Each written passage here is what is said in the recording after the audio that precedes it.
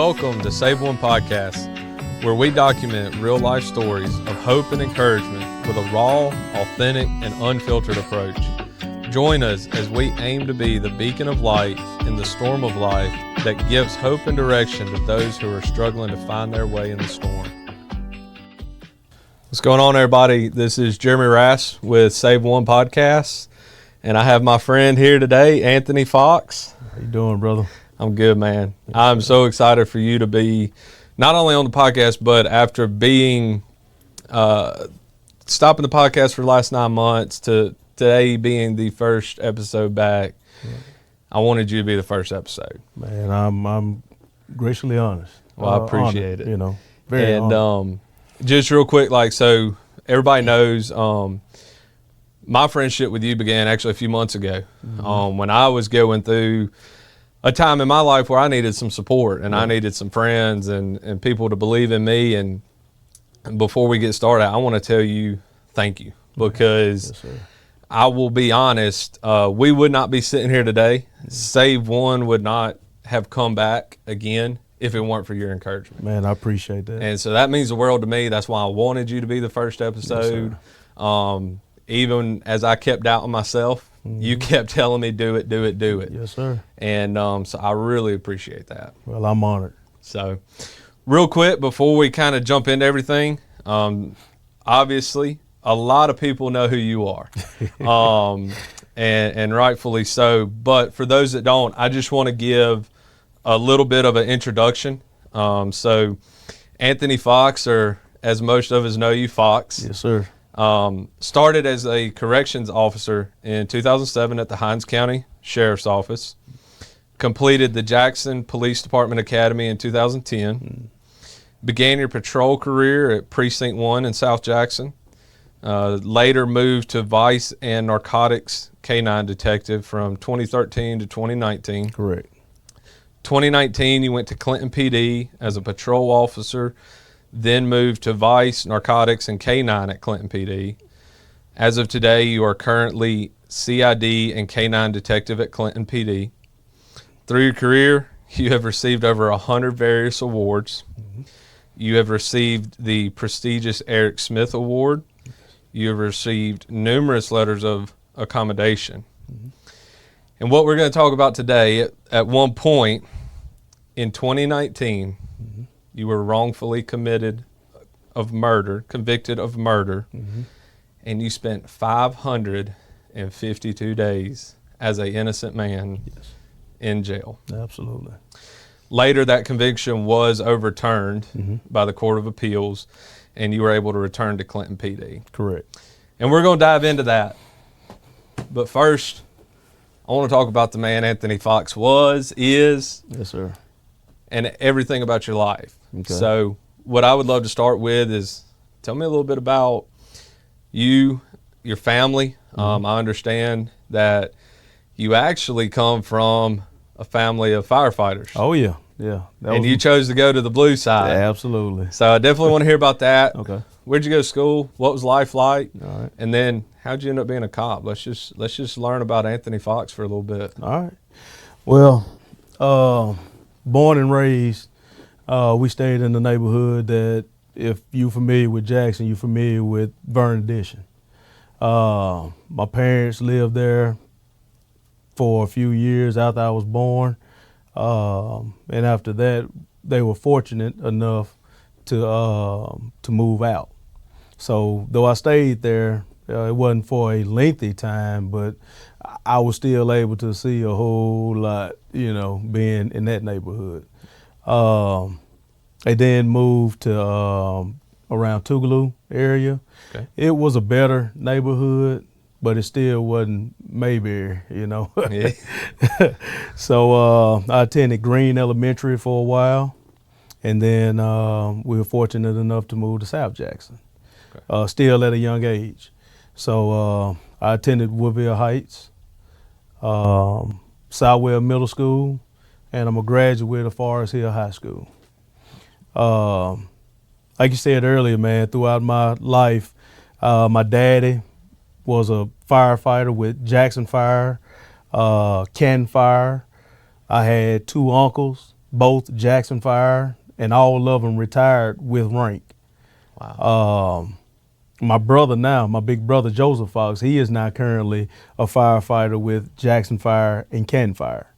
So Awesome. yeah, and my goal in life was to be a firefighter. I mean, every year, Christmas, I can expect to have a brand new fire truck under the tree.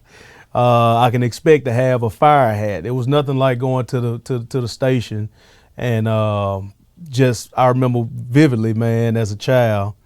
We're there enjoying, the fire department, my dad and his co-workers, and that bell went off. And he was like, I got to go. I love y'all. Kissed us each on the forehead, jumped in the truck. They took off. I cried like a baby as I watched that truck drive down the road. But I said then, this is what I'm going to do. And still to this day, my favorite movie of all is Backdraft. To this day, Backdraft. That's my favorite movie. But so Forest Hill, I graduated. I played basketball, middle school, high school. And just like all teenagers, I got into some things, you know what I'm saying? But I knew public service is what, it was what the good Lord had on my heart. Yeah. So, put an application in at the city of Jackson for both a firefighter and a police, and JPD called first. Okay. Now this is after about my third year as a correctional officer at Hines County Detention Center. I was a deputy on the penal form. So I transitioned from the time when it was the old penal form to they built the new one from the ground up. So I was able to be there, during that process. So let me ask you, because I'm curious. So, I was a firefighter for 8 years. Mm-hmm. Same thing, dude. When I was a kid, mm-hmm. countless fire trucks, helmets. It's all I ever said I was going to do was be a fireman. Yes, sir. So it's interesting to me. So you put in for both at one time. Mm-hmm. What was family reaction? All these uncles and dad and everybody, you're going to go from the red side to the blue side. And by the way, I can hate on both because I've done both. I'm certified both. That's right. But what was their reaction of red family? You're going to go to the blue side now. Well, they've always been very supportive. Very supportive, from me wanting to be a firefighter to me transitioning to becoming a police officer. Yeah. So they were always supportive. Anything I ever needed, they was always there for me. That's awesome. Yeah. Man, the part I take away from that more than anything is, and you said it and I believe it, most guys who wear a badge, fire, police, and I'll include military too. Yes. It's not a job, it's a calling. That's a calling. Most everybody that's in those careers, a lot of them, they'll tell you the same thing. Mm-hmm. The whole time I was a kid, teenager, everything, that's what I wanted to do. That's right. And I love that you say it was a calling. Yes, absolutely. Because you won't endure a lot of the things we're going to talk about. Yes, sir. Unless it is a calling. Absolutely. So, absolutely. That's awesome. All right, so you go into JPD. Mm-hmm. 2010 is when we started the academy. Matter of fact, it was October 31st, 2010, Halloween. Yeah. Halloween night. And boy, I didn't know if it was going to be a trick or a treat, man. But I'm telling you, it was a heck of an experience. I can say that. But fresh out the academy, I started Precinct 1, South Jackson. I had a great command staff. I had great fellow officers. Even the citizens over there, man. Still to this day, I got communication with a lot of citizens over there in that area because, I would like to say I made a very good impact on a lot of people over there. Some people didn't like me because I was a police and I had to do my job. Yeah. But the majority, they love Fox, man. I'm telling you, if a crime occurred, they hit the line. By the time I come in, before shift over, we got them in custody. Yeah. So, and South Jackson was heavy on house burglaries.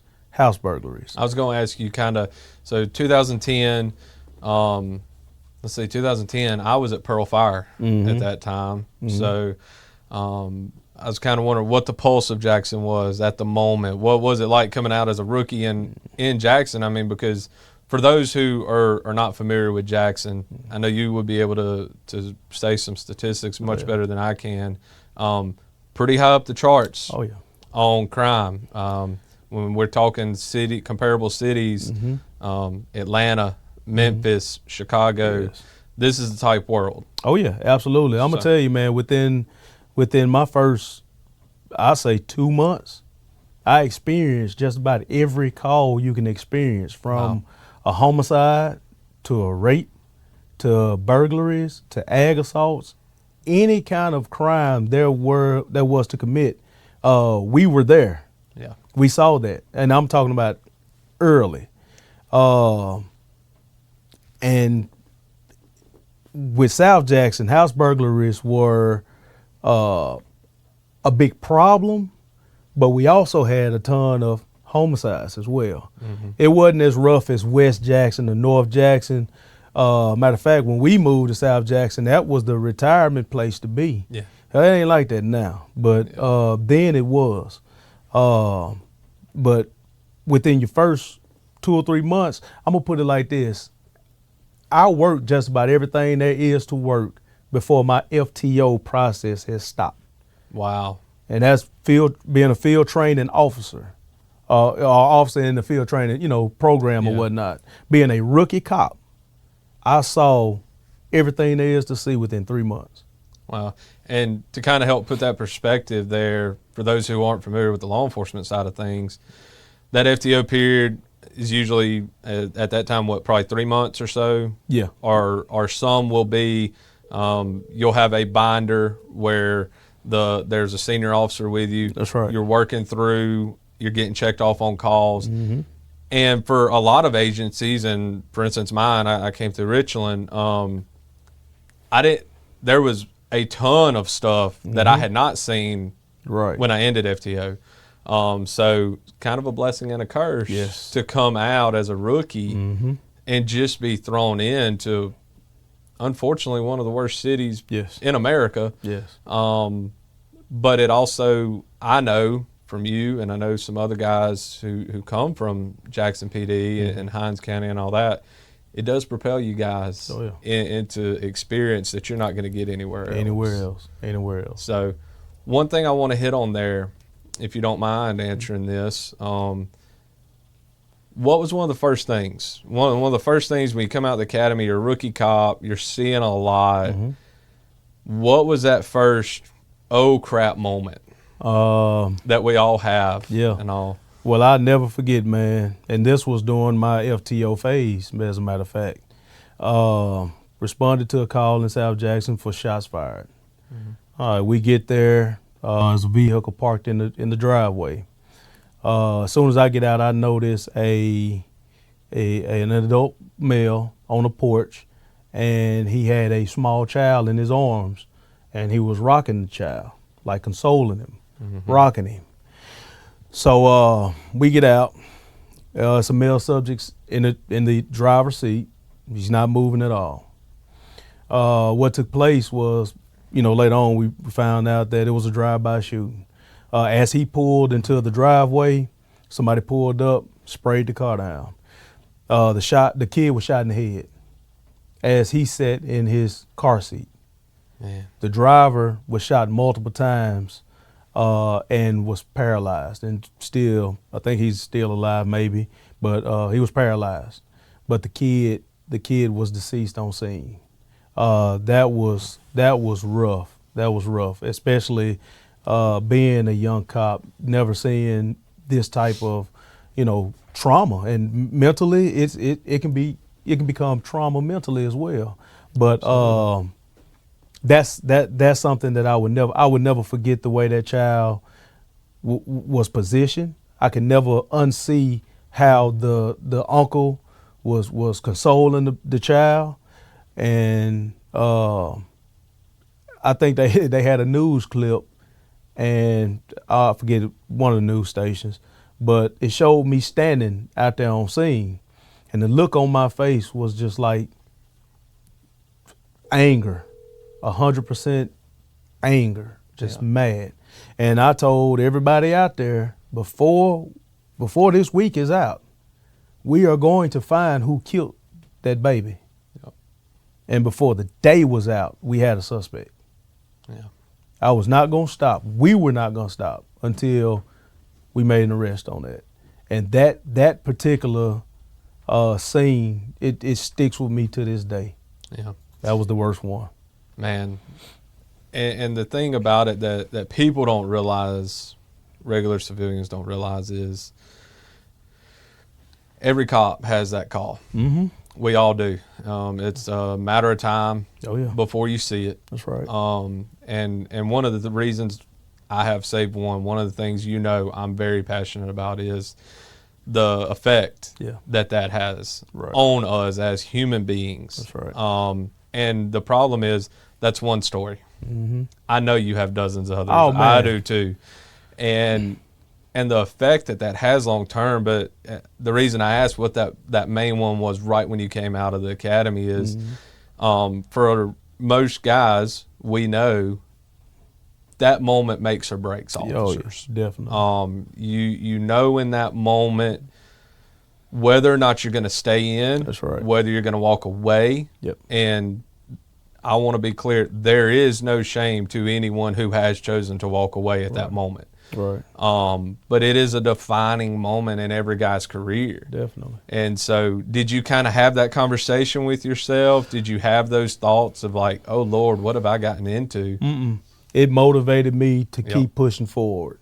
That lit a fire under me, man, that graduating the police academy didn't. Yep.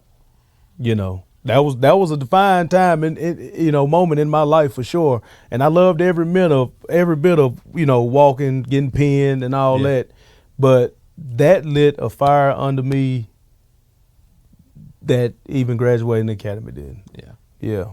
I know exactly what you mean, and anyone who wears it does. Right. Is the guys who stay in after those events. That's right. And on the fire side too. Yeah. I mean, the first time you see horrendous stuff or you save somebody, that defining moment, most guys, and I ask that question because most guys I talk to, and like you've talked to and trained, when they see that, the ones who stay are the ones who it just ignites them. Yep, absolutely. Because when you've seen that level of evil, there's nothing more you want to do than to wipe it out. That's right.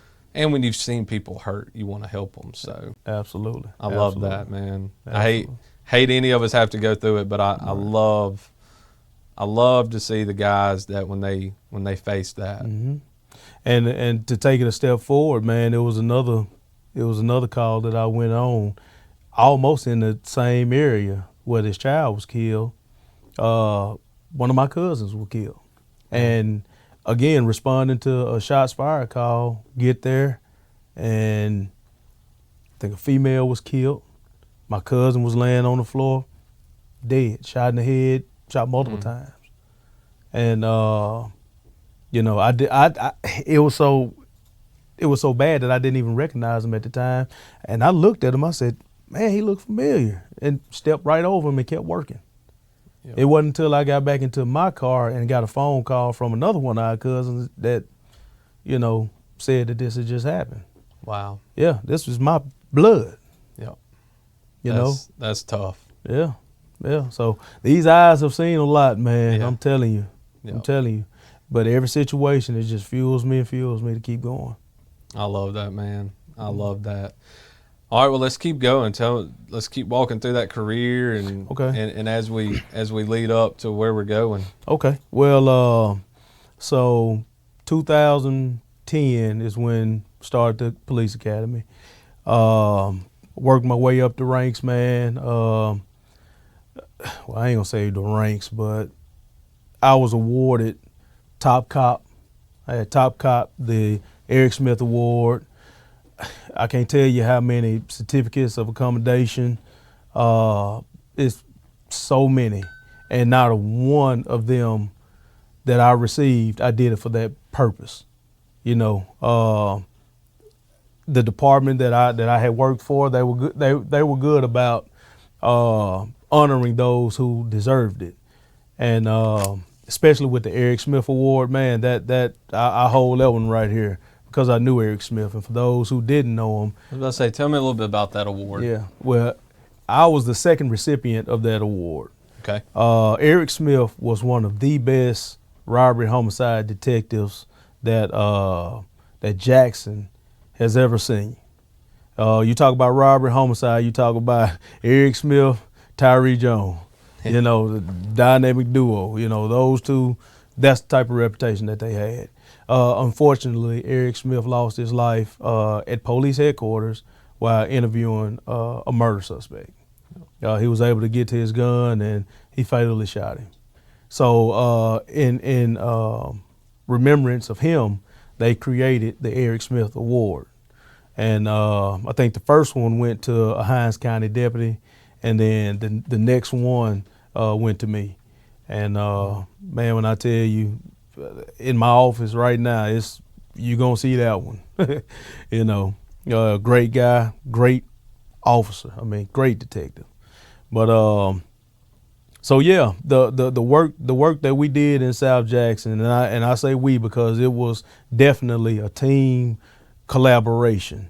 You know, we had some of the best officers Jackson had to offer right there in Precinct 1. We had Commander Tina Wallace, Donald Gator, when he was there, man, listen, they let us work. They allowed us to work. So leading up to 2013, I put in for Vice, Narcotics, and K9. So when we talk about my dream, when I became a police, my dream was to do K9 work. I love dogs. I've had dogs since I was a child. So that came natural. And my goal when I began Police Academy, I'll never forget the illustrious Cesar Hamilton. You know, he would ask, you know, what is your goal? What is your end game? And every time, K9. That's what I want to do, K9. So in 2013, an opening came up, and I applied, and I got it. So around late 2013, early 2014, that's when I got my first dog. And man, he was a grown man. He was a grown man. Had somebody had him before? Yeah. Somebody had him before. An excellent handler, and I think because it's very time consuming. Yeah. You know, that's another person right there. Yep. So I don't know what the reasoning for him wanting to step down, you know, was, but he handed me off an excellent dog. And awesome. What was his name? His name was Alpha. Alpha. Yeah, like alpha male. Yep. That's what he was, an alpha male. Yeah. And I had him up until the day we retired him, and he's resting peacefully in the backyard right now. Man, that's awesome. So yeah, that day I went back there and found him though, man, they crushed me. Oh. They crushed me. And that's something I kind of want to hit on, because being in law enforcement, never being anything with K9, but being around them, you know, I've had friends of mine who aren't familiar with law enforcement or anything. They'll talk about K9 officers and all that. Man, people really do not realize, one, the dedication and time of any one of you guys who are K9. That's right. It is, y'all have a ton of my respect. Thank you. But also the relationship that you guys and these dogs have. Yes. It's almost disrespectful to call them a dog. Oh yeah, absolutely. Because, you know, and just FYI, for those who don't know, you assault one of those dogs, you are assaulting one of us. And so, but that relationship, and especially I've had the pleasure of seeing over the years, I've seen the handlers who they couldn't make the connection with the dog. Absolutely. And they went through maybe a couple dogs. Is that pretty common, normal? Yeah. You see it all the time. But man, you want a dog like that too. When that connection happens, oh man, it's beautiful. It is truly one of the funnest things I've got to watch. Yes, sir. And when you get that connection, that is one heck of a duo to mess with right there. Sir. Yes, sir. Yes, sir.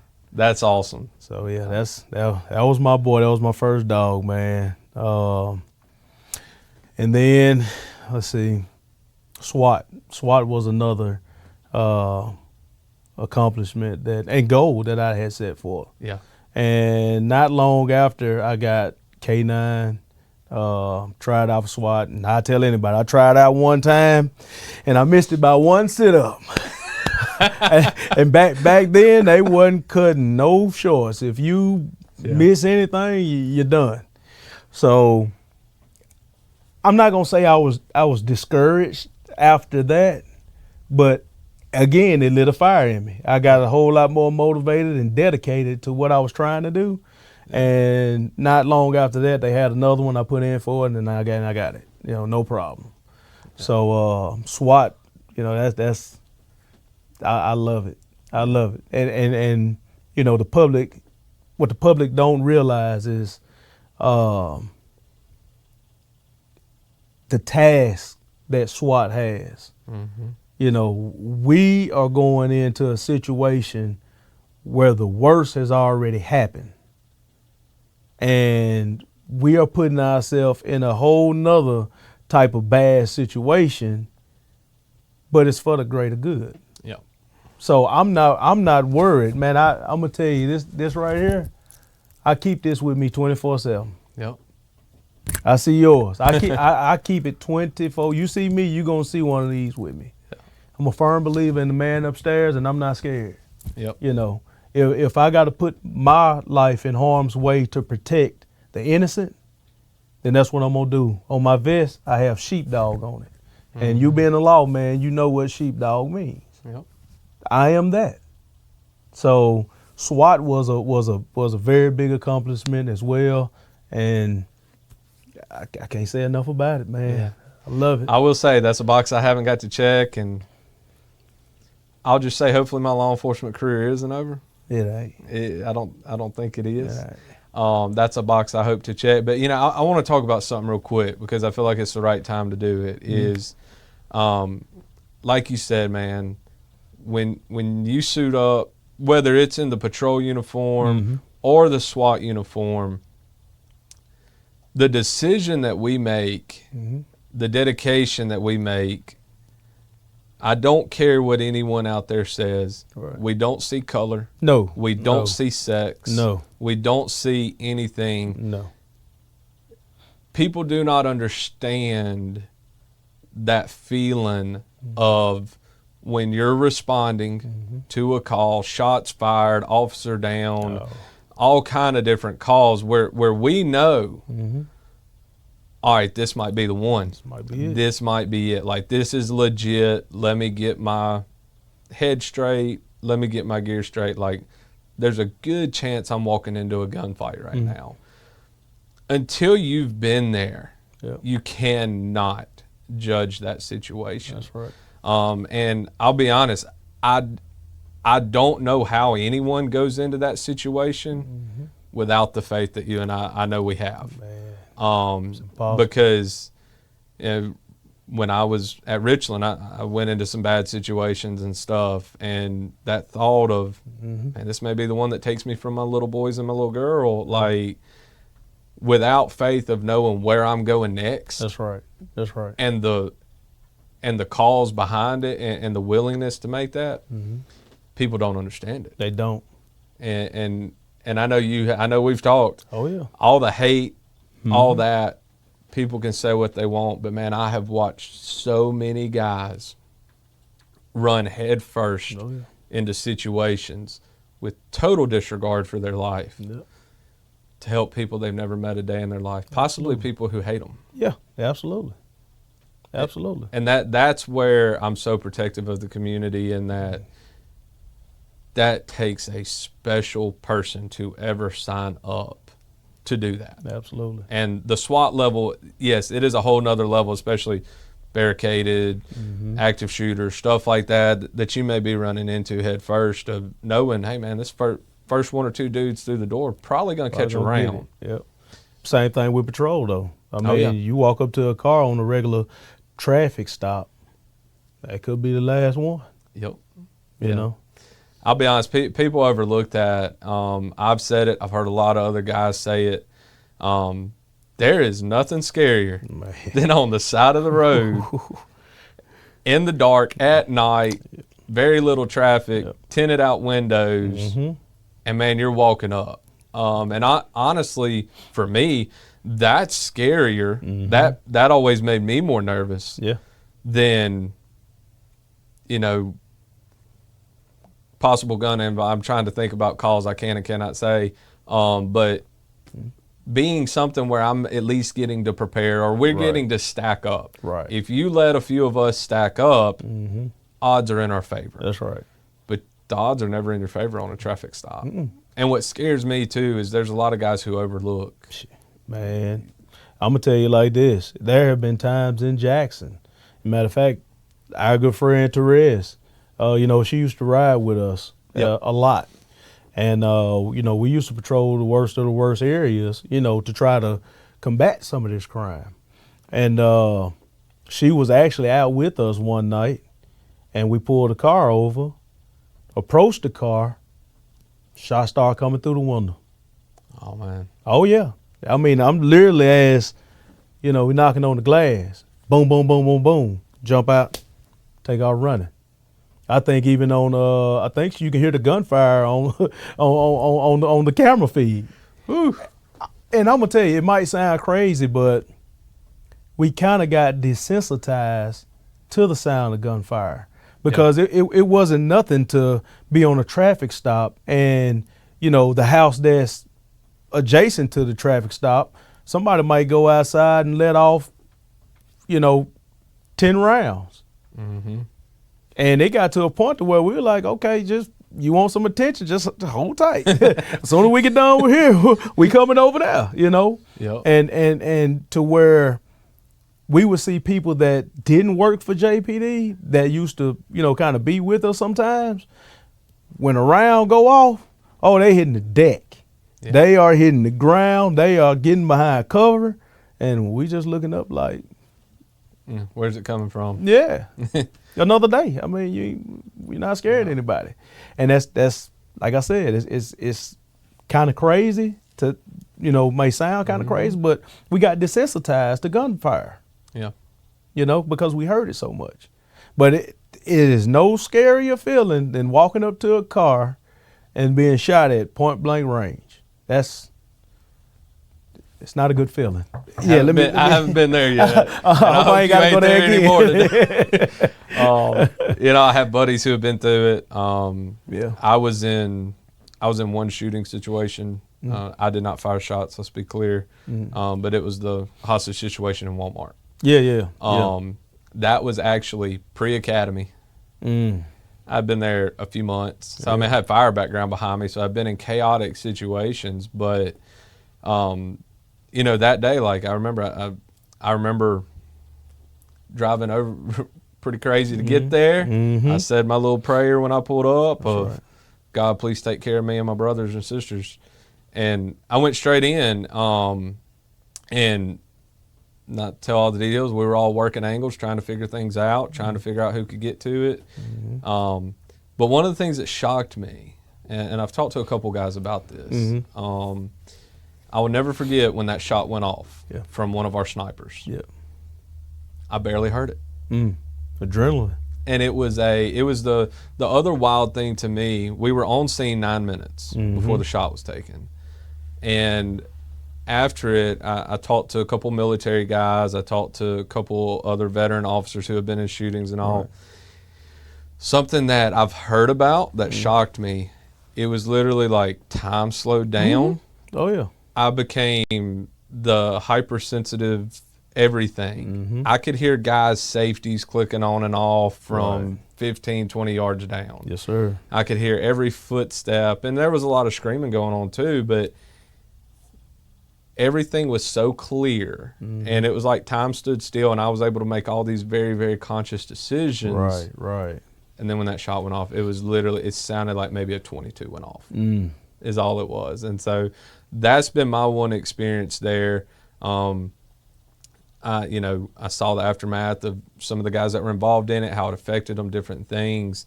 And again, people don't understand. And for you guys that came from Jackson that were involved in that level of it, I don't ever want to say I'm jealous. Yeah. But you understand, Yeah, and definitely. the other LEOs that watch this will, we all know when you say what department you came from, what you saw and how much of it you saw.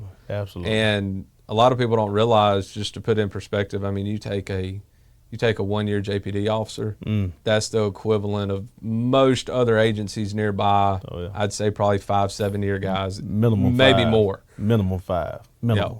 Because like I know in the situation at Richland, there were 15 to 20 year guys in there that they had never been on scene when a shot went off. See.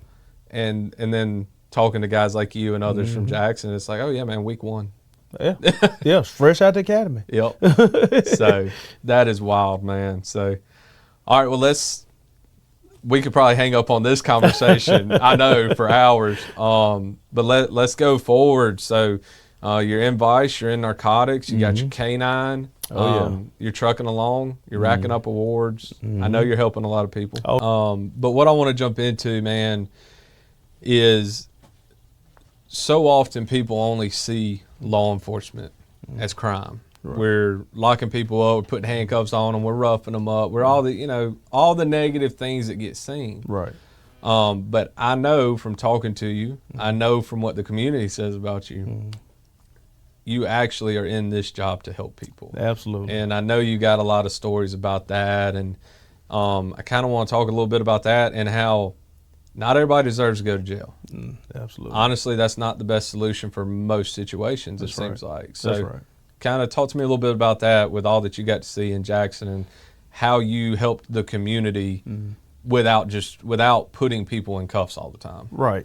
Well, my take on that is this, and training, rookie officers, I used to explain to them all the time, as soon as they get in my car, amped up. And I was once a rookie, so I understand how it is to, want to run and gun, want to, do this and do that. But I used to sit them down, calm down and listen. It's not all about writing tickets.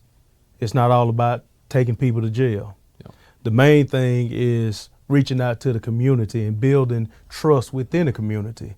Because if you got that trust within the community, if anything happens in that neighborhood at all, they gonna think about the officer that come in mind that's been friendly, that's been helpful, who could have took me to jail but didn't. I'm finna call him and let him know exactly what's going on. So I was able to solve a lot of crimes that was in my area in Precinct 1 and throughout my narcotics career in Jackson, just from treating people right. Treating people right.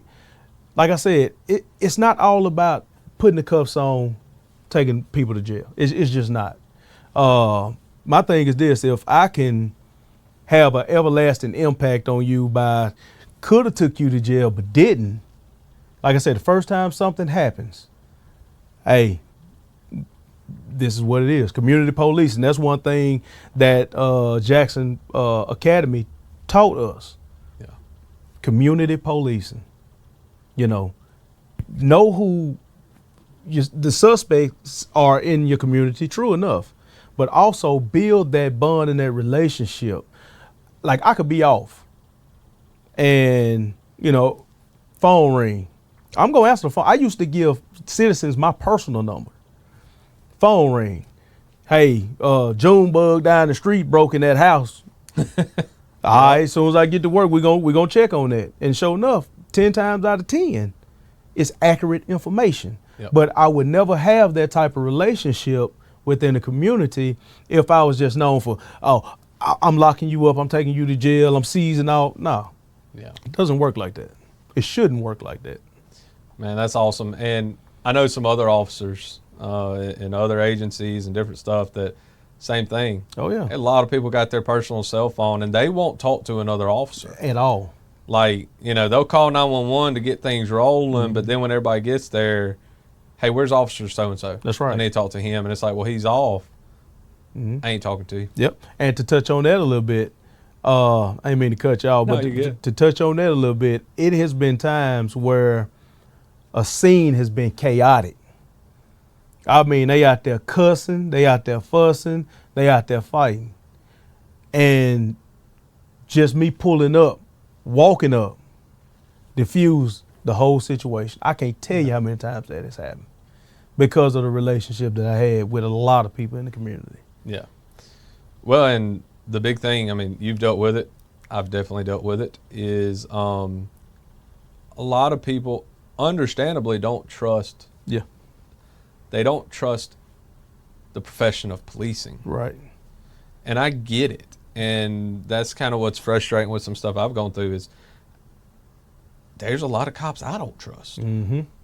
I mean, absolutely. I'm not going to sit here and dog them or not, but I mean, not everybody is for helping people. Like, I mean, I will say, it's funny, I got in trouble multiple times for not locking people up, not writing tickets, right, different stuff like that, because one of my biggest pet peeves is if you're coming from a struggling place, if you're low income, and you got some FTA warrants, you don't have insurance right now, like, right, I want you to get that. I want you to take care of your warrants, but what's me arresting you the fourth time going to do? Absolutely.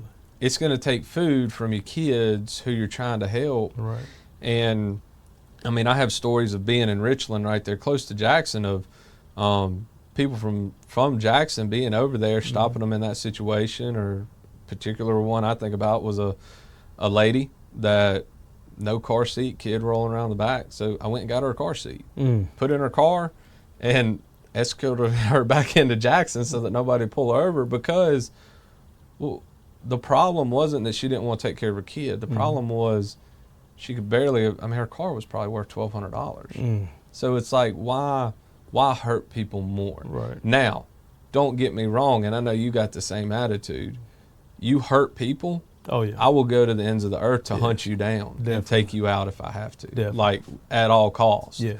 And that's what I think is important a lot of times, and to, I'm still a rookie officer, I would say. I mean, I'm still young in it, but the fire side out of getting to see a lot of calls too, and work side with the police, I got to see a lot is, man, most officers just want to help people. Absolutely. That is, at the end of the day, that is the goal. And what you did in Jackson, and what a lot of other guys, me and you have talked about in Jackson, have done, is your goal is the same as those good citizens who live there. Right. You want less crime. Yep. You want people protected. That's right. You don't want the drug dealer down the road slinging dope, doing drive-bys, trafficking females and kids and stuff like that. That's right. But until they have the chance to talk to you and visit with you, they may not realize we're on the same mission. That's right. We may just be doing it two different ways. Right, right. And so I'll be honest, you're an example to me. I know you're an example to a lot of others, and not to take away from, like you said, there's a lot of other guys that came from Hinds County, JPD, yes, Richland, Pearl, everywhere, that have that same motto. Yep. Now, unfortunately, sometimes got to go hands-on. Yeah. Cuffs got to go on. Yeah. And like you said, at all costs, we will hunt you down when it's necessary. Absolutely. But you'll do a lot more good for the community helping people. Absolutely. And there's nothing better either than I've seen it, I know you have, the thank you that comes from, maybe you did lock somebody up. 6 months later they get out and they say, hey man, I needed that. Man. I was this close to destroying my life and everybody's around it. And if you wouldn't have stepped in and done your job, now they might have cussed you that night. You might have fought them that night. But I know you got dozens of stories like that where. Just recently. Yep. So you got anything like that we'll hit on real quick, and then I want to dive into 2019. And actually it has something to do with 2019. Okay. Yeah, so I mean I can hit on it after we go through 2019. Let's dive into it. Okay, so let's dive into it. After I was sentenced to prison for a crime I did not commit, somebody that I arrested, like, matter of fact, I think it was 2 people that I arrested. Matter of fact, one I arrested and one I wrote a ticket and later voided it out because lesson time.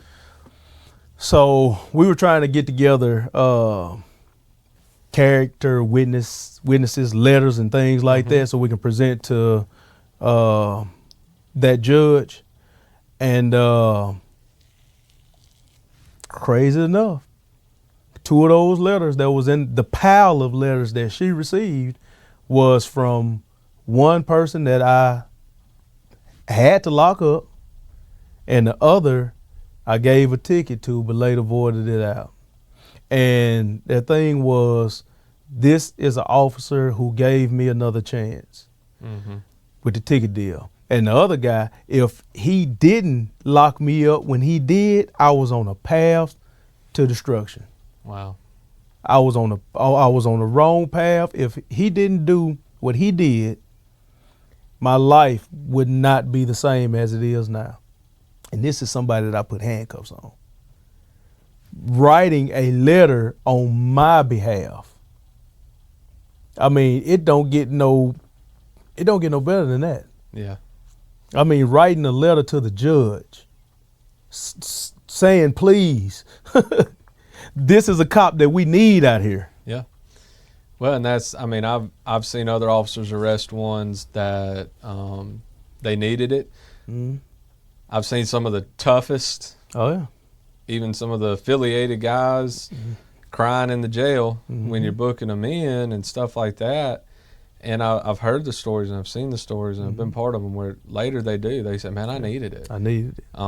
We've all needed that. And that's the part that a lot of people miss. And I know you can say it. I can say it.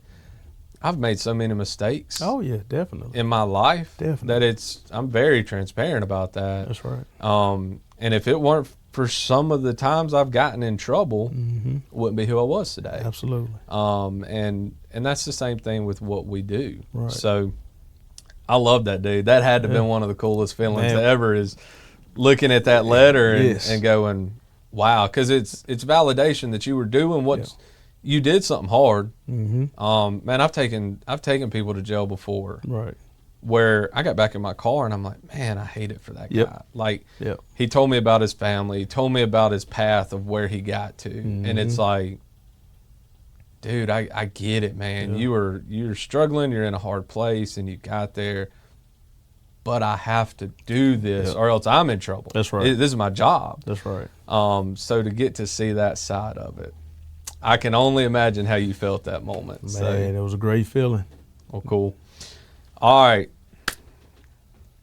Elephant in the room time. Yes, sir. 2019. 2019. Let's talk about this. Tell me about the call. Okay. And let's start diving into it from there. All right. And tell your story, brother. All right. Well, January the 13th, Sunday morning, myself, my wife, and my 2 children, my 2 kids, my 2 boys, we were at church. And never forget, we had literally almost just got there, got seated, and, we finna get ready to hear the word, something that we love to do as a family. Phone goes off, SWAT activation. I'm like, oh, here we go. So now I leave church with my family, of course, drive them back to the house. I drop them off, and we proceed to a meet location that was in the text. So get to the meet location, and information disseminated that a preacher was shot in the head as he opened the doors of his church. Wow. And this is in a rough neighborhood. And I mean, it's like children, elderly, especially a preacher, off limits, supposed to be. Yep. But these youngsters decided that they wanted his vehicle, and they decided to take his life in the process of stealing his vehicle. So as we're getting more information in, somebody from robbery homicide contacted the SWAT commander and basically said, well, we got a location of the pastor's church. How fast can you get people there?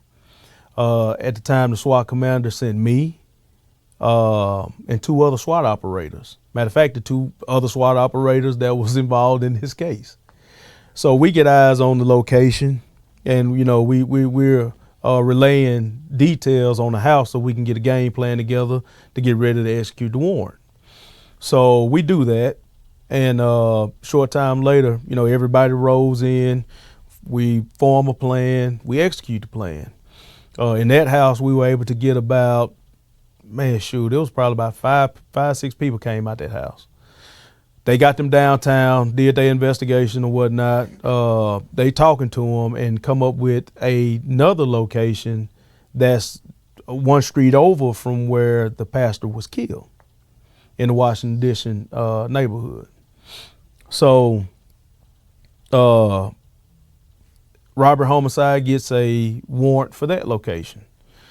So when the warrant get to us, you know, again, we scouting, we seeing what we need to see on the SWAT aspect of things, and then boom, we execute it. All right. I think we got about 4 or 5 people out of that house, took them downtown, and now while they are not, granted, this is a evolving situation that started early in the morning that led all the way up into the late evening. So while we are waiting on the word from robbery homicide, you know, what's the next move? We hungry. You know, we hadn't ate nothing. We done executed 2 search warrants at this time. So now we're like, it's time to eat. So we go to Piccadilly's on Highway 18 and we're eating. When we talk about the community and the building relationships, I had a CI that called me, and they were like, hey, Fox, man, you know, the murderer of the pastor y'all looking for lives at this house on Jones Street. And then they went on to say that it, you know, the color of the house, the corner house, the cross street, you know, just giving me details of the residence. So I'm like, all right, good. We got a nice go time. So I call the SWAT commander and I let him know. I say, just had a call. The guy who's supposed to kill the pastor is here. Gave the alias a dog pound. That's what they called him. And he was like, good, y'all go, get there. So at that time, me, it might have been 3 other SWAT 3 or 4, well, all of us were SWAT operators, but we were all, I think it was like 2 unmarked and 2 marked cars. And we proceeded to the location. So just off of mere description of what the CI gave me, you know, I'm like, all right, boom, we turn on this street. We're looking for the house. But in the process, it's like the neighborhood is throwing almost like a block party. There's people on the left side of the road, people on the right side of the road, people walking up and down the street. I mean, it is congested. So my partner Barney, he goes on the radio and say, hey, Fox, let's stop and talk to these people here. So we still trying to gather information leading up to, you know, the arrest and the capture of this violent suspect. So we pull over. I have Detective Lincoln Lampley in the car with me. Barney's behind me because I went around him. And he gets out and he go talk to the people on the left side. Lincoln gets out, he go talk to the people on the right side. Well, right here in front of me is a white vehicle illegally parked in the roadway on the right side. And it's a woman that's, at this time, she's walking to the open window. I'm in a Tahoe, so it's sitting up high. This is an Impala, so it's sitting up low. So the lights on my Tahoe is illuminating the woman, the car, and at this point, it's like right at nighttime. Mm-hmm. So I see she has money in her hand. Now, I'm a cop. I'm a dope cop at heart. Yeah. You know, so I see her stick her hand inside the window with the money in her hand. And when she turns and sees me, Opening the door, getting out, she sticks her hands back out the car and commenced to walk off. I'm talking about speed walk. Mm-hmm. So I'm like, hey, hold on 1 second. And she ain't trying to hear none of that. She takes off, hooks a right in front of the Impala, and disappears in between an alleyway that was between this house we stopped in front of and the next house. She gone. At this point, I'm walking up to the vehicle, and Mr. Robinson was sitting in the driver's seat, and he's in the Impala, has no tint on the windows or nothing. So he turns and he looks at me, and he immediately goes in between his driver's seat and center console. Now at this point, I'm like, what is he reaching for?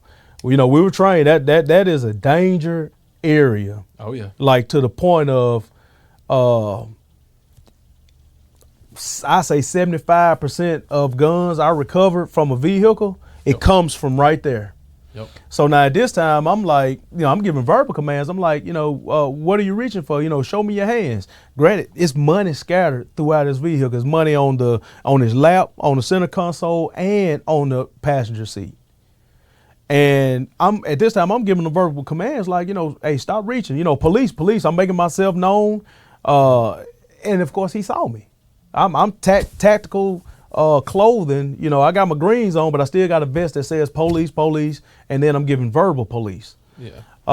He's not listening. He's steady reaching in between the console, and so I open the door, and I grab him with my left hand right in the crease between his bicep and his forearm. Yep. So I'm like this. I'm like, hey, stop reaching. What are you reaching for? And he's kind of tugging back and forth, and he turns his whole body. And at this time, he's reaching with both of his hands. So you got people that's seeing this, officers that's seeing this, and they're like, he's reaching. Even some unholstered their weapons because we genuinely thought he was going for a weapon at that time. First dope was on my mind, now it's gun, So he pulled me like halfway inside of the door frame. At that time, Lincoln came to assist, and he kind of nudged me out the way and got inside the vehicle with me and grabbed him here. And he pulled him out, tucked his head so it didn't hit the frame of the vehicle, and got him out of the car. When we stood him up, man, he about 6 foot, about 240, 250. He ain't a little guy at all. And he's clutching his hands about his waist. I'll never forget, he had his right hand clutched tight and his left hand was over his right. And we trying to pull his arms apart, and then he's not going. He commenced to drop his body weight to the ground. And the movements of us trying to get his arms apart from each other was not working. So with his own momentum, we guided him to the ground. When I tell you, it wasn't no slam, it wasn't no thump, it wasn't no throw. We guided him to the ground with him using his own body weight. And when I talked to the FBI, I told him it was something that looked like, if you ever seen taser training, you got two officers on each side of you, and you got the person that's finna get ready to get certified. When they hit him, they got him to the ground. Yep. That's exactly how it was. So while he's on the ground, now he's on his stomach because we guided him straight down. He has his hands still under him. You got officers trying to get his arms apart, nothing. It wasn't until, so he was turned to the right, he lifted up, and he turned to the left, and he met his head to his hands. He kind of curling up in a half fetal position. Granted, I'm still here, Lincoln's still here, you got Barney that's in front of him. And you got other officers that's around that's saying, he trying to put something in his mouth, he putting something in his mouth, he eating it. So he worked his head to his hands, put something in his mouth, and he completely stopped resisting. Yep. Completely stopped resisting. We put his hands behind his back and stood him up. When we stood him up, we noticed minor abrasions. I mean, when I tell you it was equivalent to somebody falling and scratching their head or skinning their knee if you're riding a bike and fall off a bike. Minor. I mean, absolutely minor. But per JPD policy and all that, I told him, I said, because when I stood him up, the first thing I said was, Killer? I'm like, Killer, why you do that? His nickname was Killer. So, and I knew him from the street. It was numerous search warrants that we executed that Killer was there. And Killer ain't get the nickname Killer just by selling Girl Scout cookies. Yeah. You know what I'm saying? But I knew him, and we had a decent relationship in the streets. He knew me, I knew him. It was a cat and mouse type deal, but we still had that mutual respect for each other. And he looked at me, he said, man, Fox, man, I'm sorry, bro. He was like, that was a tab I just swallowed because I ain't want to go back to prison. Me knowing him at that time, when I realized who it was, I was like, that wasn't no tab he swallowed. He swallowed some cocaine. Mm-hmm.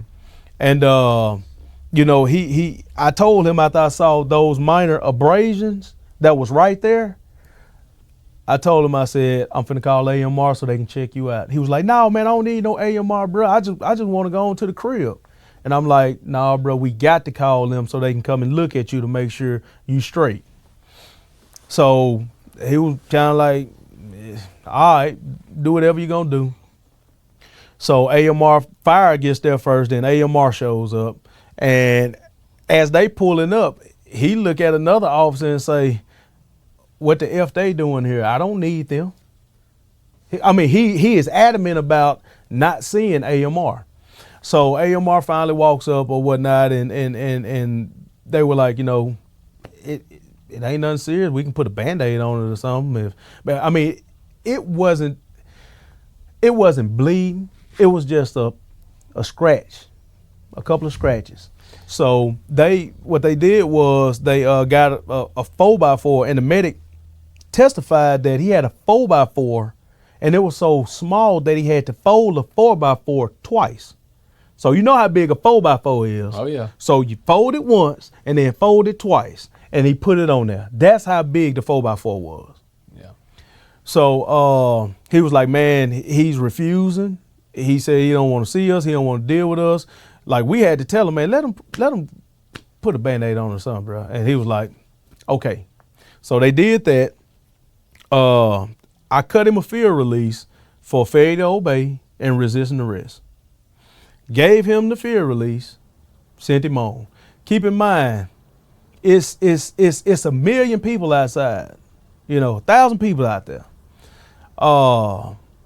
There wasn't a uproar in the neighborhood. People wasn't, why y'all do it? None of that. Matter of fact, one of the guys who later on told me where the suspect who actually killed the preacher was at, he offered all of us barbecue off the grill. This is why Killer is still standing there in handcuffs. He calls me over. He say, Fox, hey, come here. So I walked over there to where he was, and he was like, hey, man. And he started indicating with his head because I guess he didn't want everybody to hear him telling or whatever. Of course, yeah. So he was like, he was like about 3 houses down on the same side as where the dude who killed the preacher. That's where he at right there. I'm like, I appreciate you. Later on, it's the same guy who testified against me that I put in prison for a ton of dope. So, yeah, so he basically said after he told me that information, he came back and said, hey, man, I know y'all guys probably hungry, man. I got burgers on the grill. If y'all hungry, come over here and get you some. And one of the SWAT operators actually went over there and got a burger off the grill. Yeah. Now, this mid situation currently going on. Yeah. So my thing is this, and you know this, man, he parked outside of your house. So you tell me as a law enforcement officer who done did this for a while, if we just picked up, body slammed your friend head first and we viciously beating him, this, that, and the other, who gonna offer you any kind of food that's in the situation? Yeah. Who? Well, and like a couple of things I want to dive into. I want to clarify a couple things for people and just dive into some details that aren't familiar with a few terms and different stuff we've said. But first off, to answer that question, you're absolutely right. I've been at some of the scenes where it was perceived that we were being overly aggressive, or we were arresting somebody that group didn't want arrested. And in that situation, first off, y'all would have been swarmed with other people on top of you, pulling you, phones everywhere. Yes. Oh, yeah. And trust me, as I know, people love to record with phones. And so that, to me, as you tell the story, that's indicator one. Mm-hmm. If you're not having to put up perimeter and have officers push people back, that's right, then obviously you're not being aggressive. Right. And absolutely nobody's going to offer the police barbecue if they're not happy. Right. But to go back to just talking about, how y'all got him out, mm-hmm. and coming from a law enforcement assignment, how you articulated that. First off, I personally have had to have a lot more medical attention and mm-hmm. Band-Aids from just training with other officers on vehicle removal of suspects. That's right. I've walked away with elbows hurt, mm-hmm. fingers busted, eyes, right. That is not a situation that you handle delicately. Right. To be honest, commend y'all. Yeah.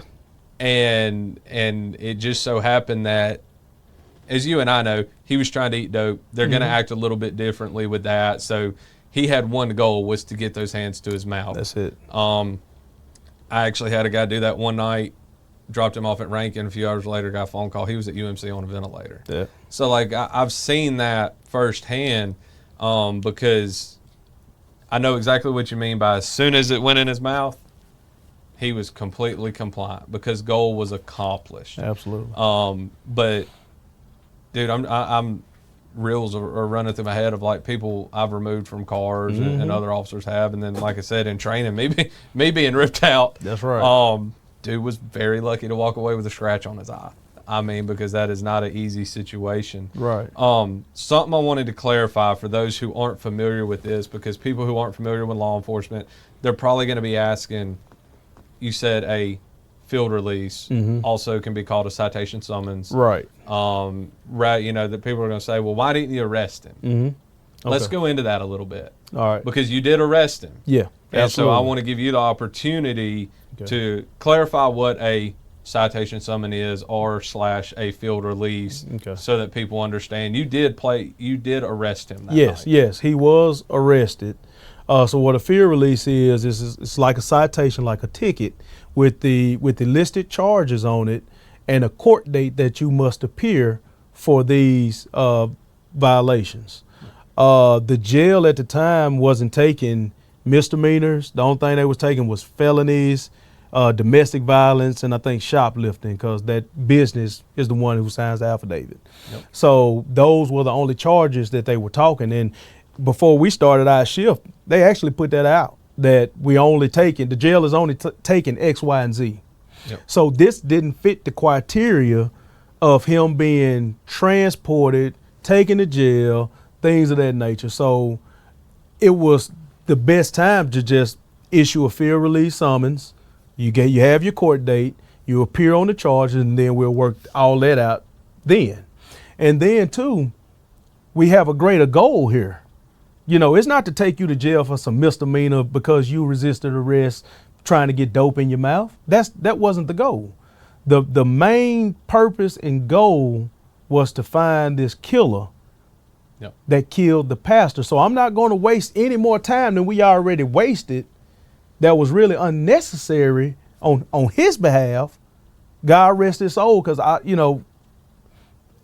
that's another story. But and I do want to take the time out to say condolences to him, for his family, whatever the case may be, because at the end of the day, I do have compassion and remorse. Yep. That should have never happened. And anytime I do one of these, I'm always going to say, I'm always going to give because this ain't just a stranger. I knew this guy. Yeah. I knew him.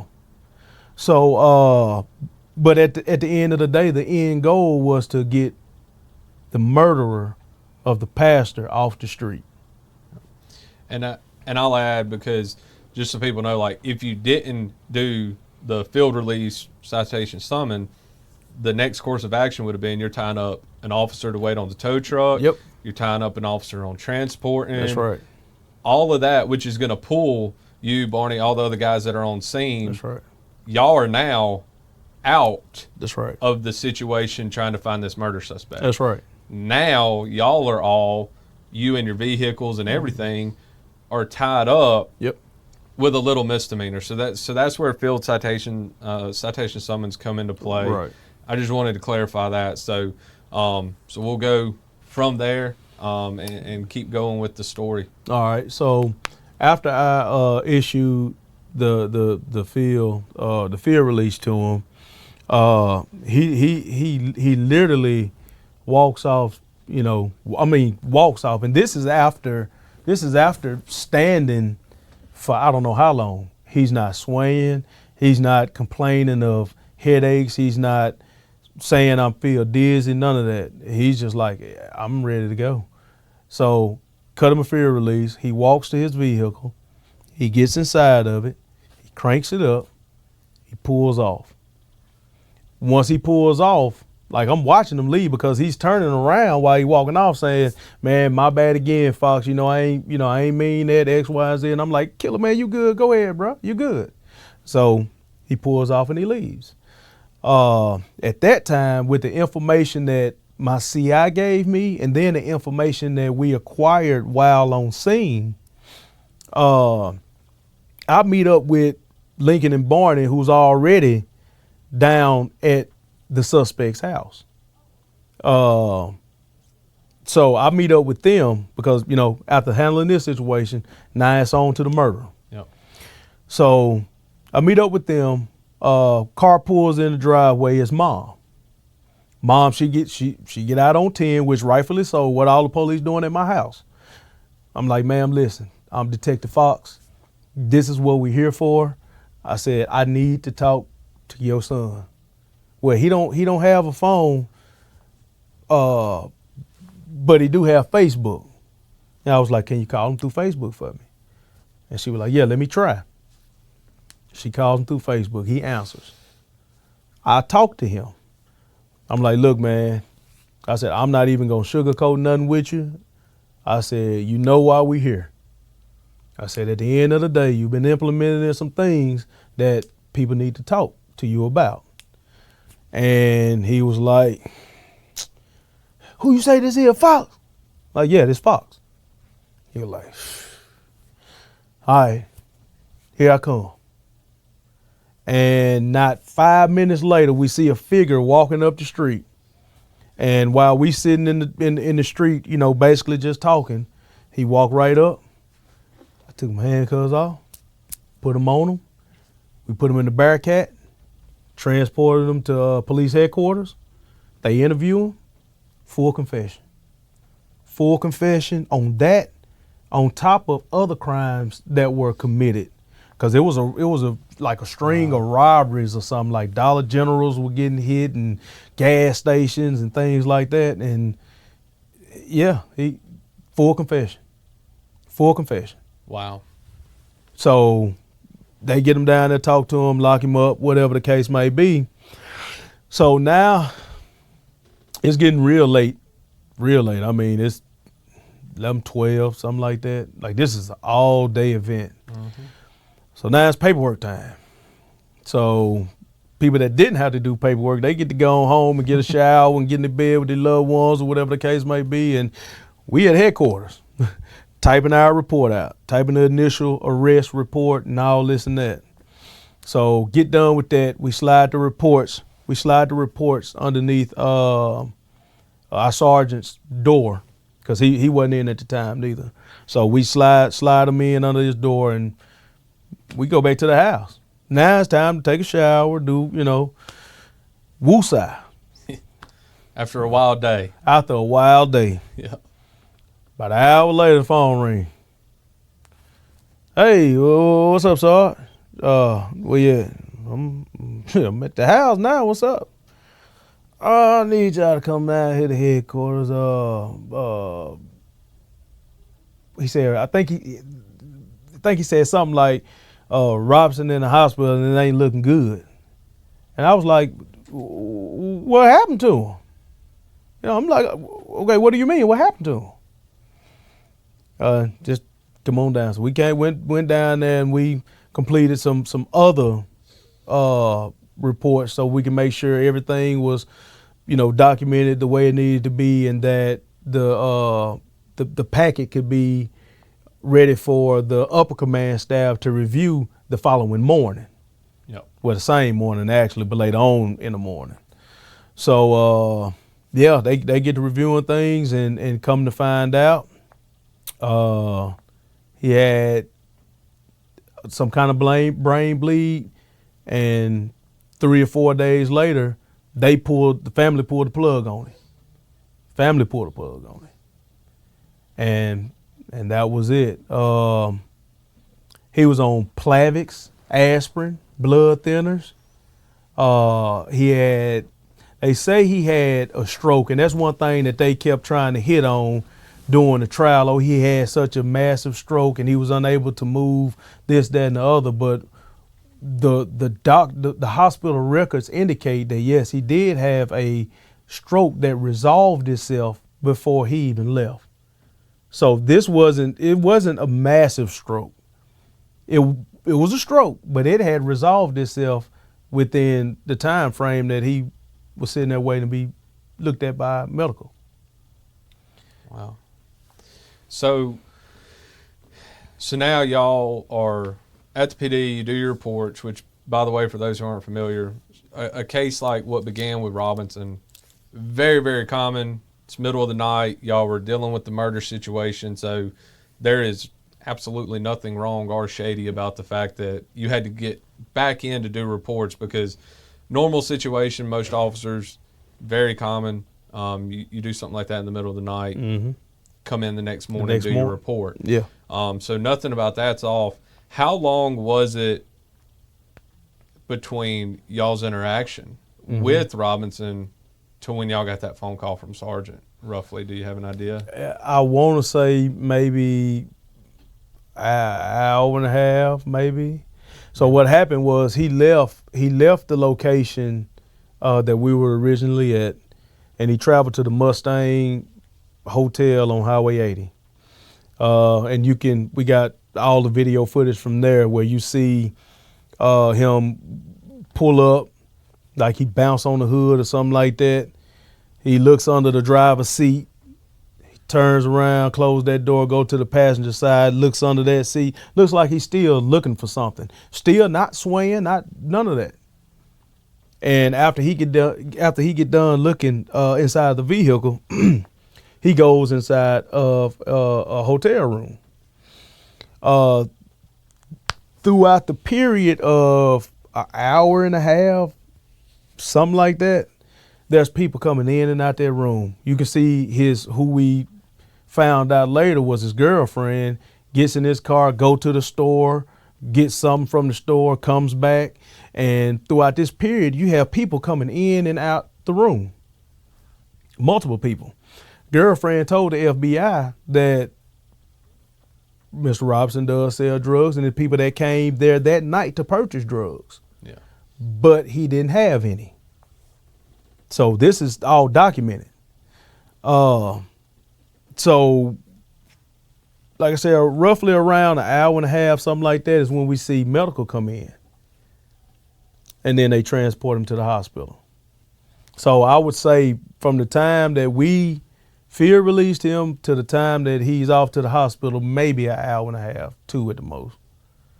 Okay. Let's, so I know we're right there at it. So let's go ahead and dive in. Mm-hmm. Walk me through being made aware of the charges. Oh, man. My first thought was like, why? Like, we did nothing wrong. Yeah. Like, we Because let's clarify real quick. I'm sorry. So after Mr. Robinson's death, mm-hmm. you were charged. What were those charges? What was that like? Did they come get you from the house? Did they call you till you come in? Talk about that real quick. So what happened was we was placed on administrative leave with pay, and once Sharon Grissom Stewart ruled it a homicide. That's when we initially got placed on admin leave. When we found out that we were being indicted, it came through from Hinds County DA office, Jody Owens, and his staff. I guess they presented it to a grand jury, and it came back true bill on all of us. Manslaughter, negligent. Negligent.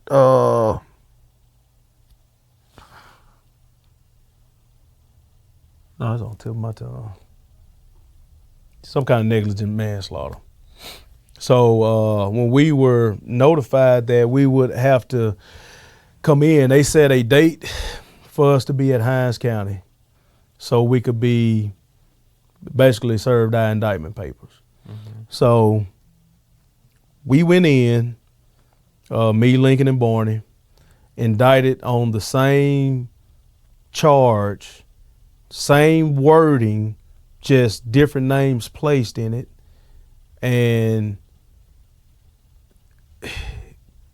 it was a wild morning. Come to find out, Lincoln and Barney was under one judge, which was Judge Peterson. I was under Judge Wooten. First off, that sent a red flag to us because typically the way that happens, if one situation, one ordeal, especially same charge, same case, whatever the case, it normally goes to one courtroom. Ours was severed. The state acts during our arraignment, my arraignment. The state acts, could the trials be consolidated? And Judge Wooten said denied. So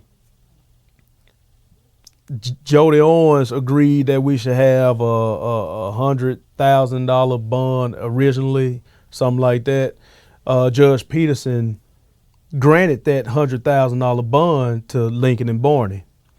Well, Judge Wooten, on the other end, said, no, I think I'm going to give him a $350,000 bond. $350,000 or $300,000. It was one or two. I think it was $350,000. So I'm like, why is all this going on? You know, I'm lost. So after lawyers get involved and all that, they talking back and forth. She said something to the degree of, I entertain $250,000 and be done with it. Well, Lincoln Barney done been processed. They got their $100,000 bond, they out of there.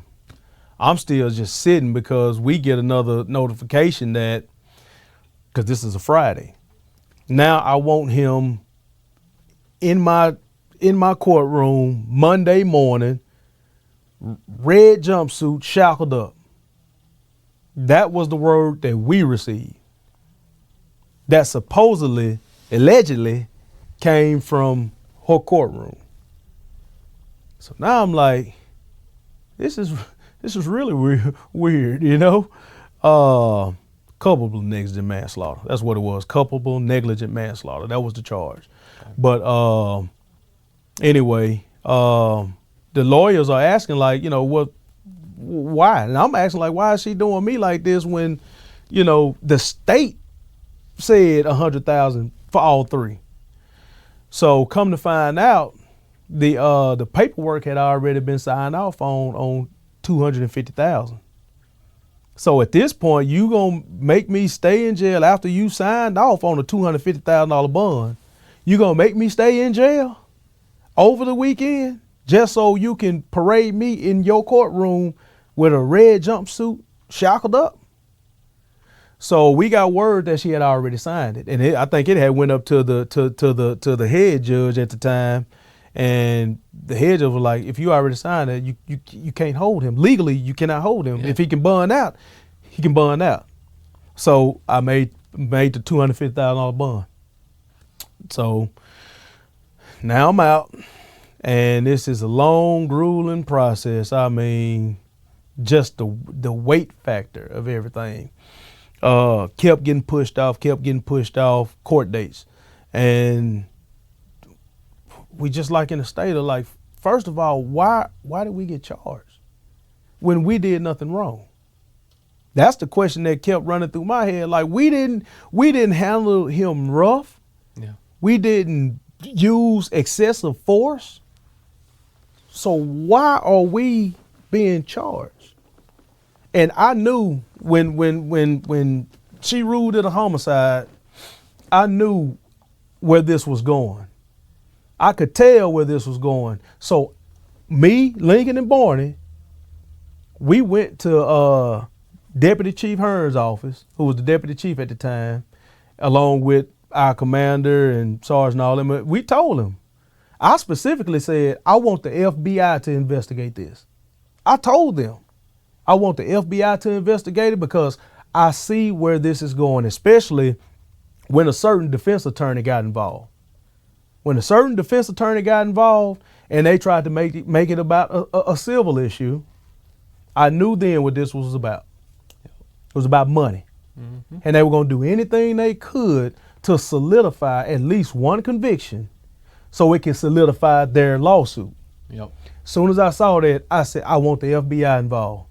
Because they gonna do a thorough investigation and they gonna do it right. No bias involved, no I know who you are, so we gonna do it this type of way type deal. None of that. So the FBI did get involved. They investigated it. They cleared all of us of any wrongdoing. They sent the results to Joe Arms himself.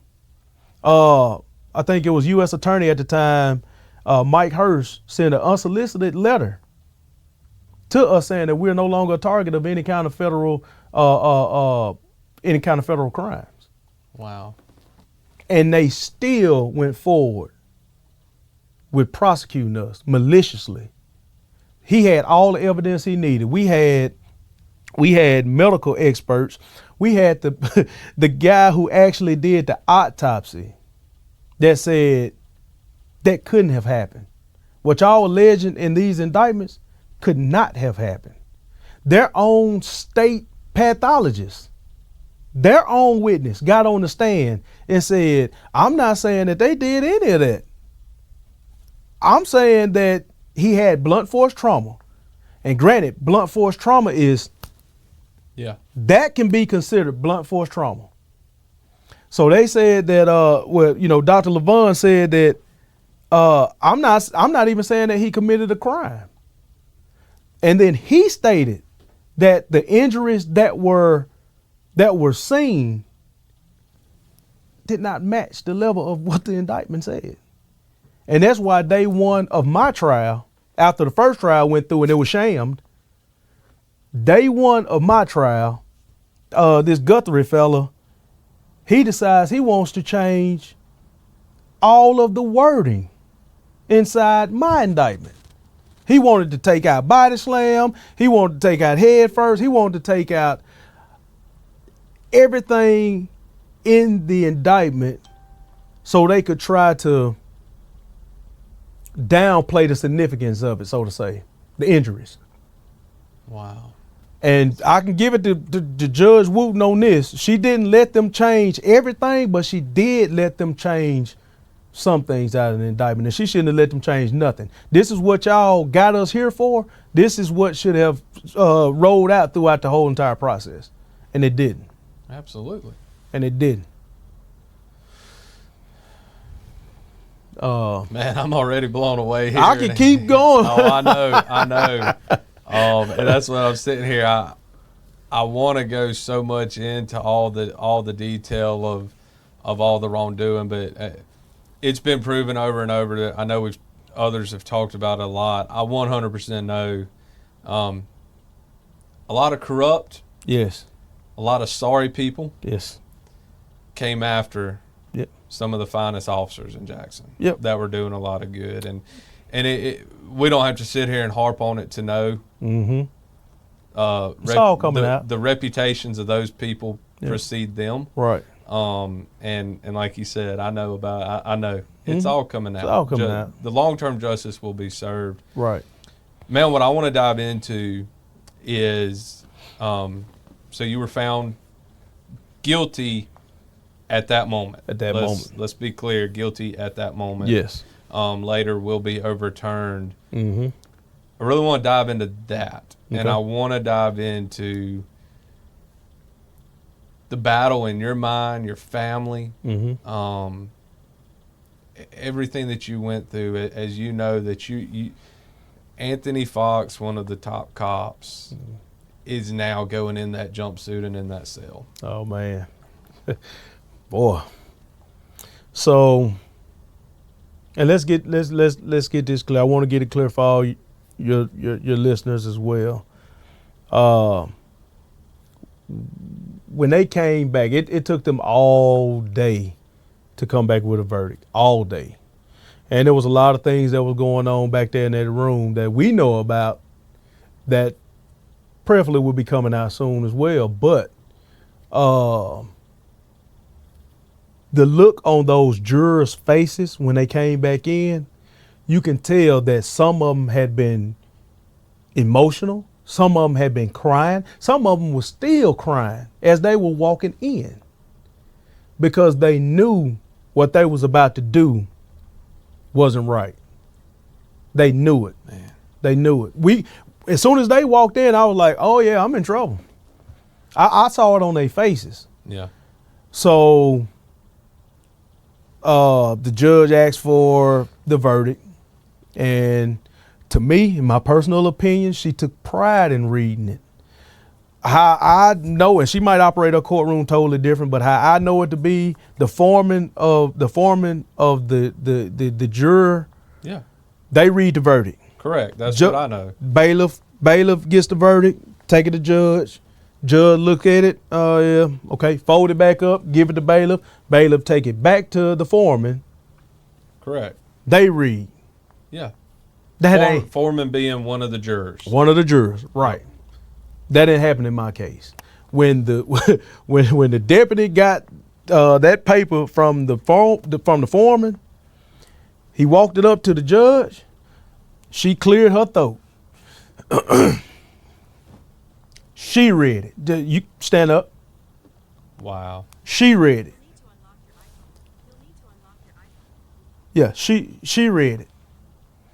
And when she said guilty, my heart hit my feet. I mean, immediately I'm like, I shouted I'm in the courtroom. I said, how? I'm an innocent man. I'm innocent. How? And okay, I was kind of broke loose after that in the courtroom. But Baylor put the handcuffs on me, took me down, and he took me down to the basement of Hinds County in one of those holding cells down there. And man, I promise you, I can vividly, I can remember the writing on the wall. I can remember how dingy the color of the ceiling was. I looked up at the ceiling, and the first thing I said was, God, I don't know what you're doing, but I trust you. Those were my exact words. I don't know what you're doing, but I trust you. While I'm hearing all this chaos going off all around me, that is the only thing that I could utter out of my mouth. I don't know what you're doing, God, but I trust you. Man. Just like that. And they came on down after things cooled off a little bit. There were a lot of people that were there. Everybody was showing a ton of emotion. You know, there was a lot of people that was crying. They immediately packed me up in the van by myself, took me to Raymond first, where I got processed and booked in. And then I went straight to Madison County.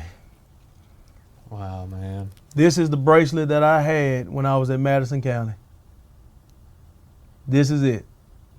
Wow. I wore this thing from the time I got there to the time I left. And this is my MDOC, my number, this is my card. Wow. I said that I'm gonna keep both of these, frame them, not only as a reminder to me, but as a reminder to my young boys. that you could be 100% innocent. Yep. 100% innocent. And something can take a turn for the worse. And you could easily be found in a situation like I had to endure. Yep. 100% innocent. And this is what it led me. So I keep this, as a keepsake. Absolutely. My family was torn. Friends, torn. How old were your boys at this time? At this time, let's see, one is 13, so he had to been 11. One was 11 and one was 12. One was 11, one is 12. And to take it a step further, I'm a youth, I assist with a youth football team. You know what I'm saying? Yeah. So not only do I have my 2 boys, I got all these other boys who I've watched from a baby playing football to grow and to go to middle school and play ball. So I got all of these other kids that looks up to me. And now everybody got to explain to them what happened. Why Coach Fox faced all on the news? Man. And so sitting here, I think that's what ticks me off so bad about this. I mean, obviously what happened to you, but then the impact to your boys, those boys, your wife, your mother, your family, all these people, like these people who orchestrated this, they didn't just hurt Anthony Fox. That's right. To be honest, me and you are a lot alike, as we've discovered, in that come at me. Yeah. Hurt me. Leave my family out of it. Do whatever you want to me. That's right. But when you start hurting families, that's right. And when you start hurting kids, and that's what I just think about with things I have been through and dealt with. Right. And watching what it did to family members and things people said and are willing to say to my family. You sitting in that cell, man, the anger, man, and knowing as a daddy, that crushed to not me. Be able to get to your kids and protect them. That crushed me. That was the worst part of my unwanted extended stay, was not being able to be there to protect my family, to be there for my family. I've watched 2 Christmases, 2 Thanksgivings, 2 birthdays, 2 anniversaries, my boys' championship football, the first one, well, not the first one, but the first year I was in there, they were going to the championship, and they couldn't play right because of everything that they were dealing with. My brother promotion. I missed so much, and the only time that I really, really broke down is when I thought about those special moments that I couldn't be there. Yeah. And all I have to rely on now is photographs that they took then, or videos that they took then, that I had to watch when I got out. Man. They purposely came at me for whatever their reasoning was. And like you said, without them realizing, like, you hurting the whole community of people. Yeah. You hurting families, not just my families, but families. And they care nothing about that. Man, I can't help but get angry sitting here. Man. But one of the things I want to dive into, and you let me know how far down this rabbit hole you want to go. Let's go. Mentally. Yeah. Fox, you had to go to some dark places. Yeah. I can only imagine. I have a feeling of where I would go, thoughts I would have, considerations I would make. Yeah. People who know my story know I've been real open about when I've been down those dark roads. The one thing ever since meeting you, and I've asked you this before, is just 552 days in that cell. Yep.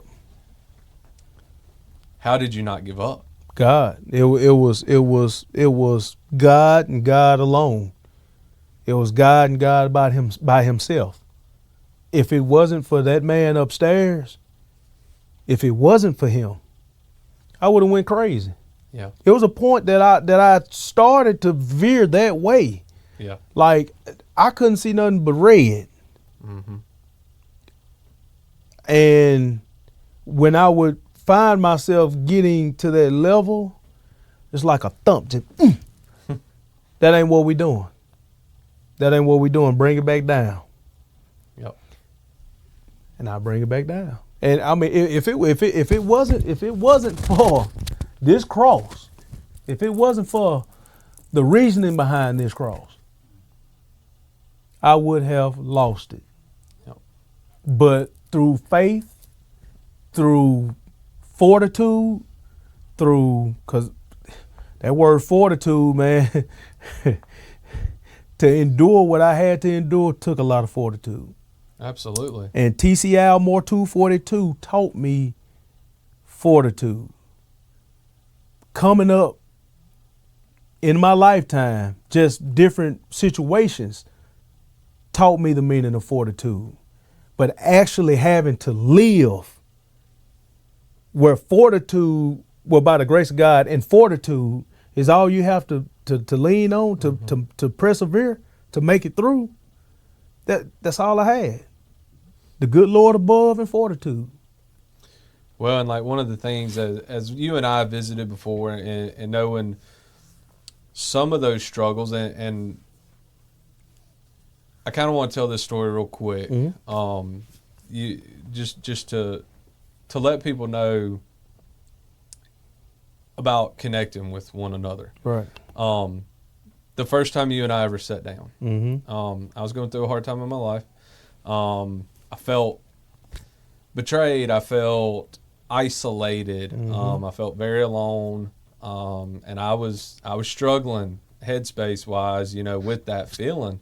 But I remember sitting there with you, and I would not bring it up at first because all I could think was, man, this dude spent 552 days in prison. Like, I am not about to sit here and tell him about things I've struggled with because it was that inferiority type complex, if you remember. And oh, yeah. I finally just blurted it out. I was like, man, I feel so ashamed to sit here and tell you because you kept asking me about things that I had going on.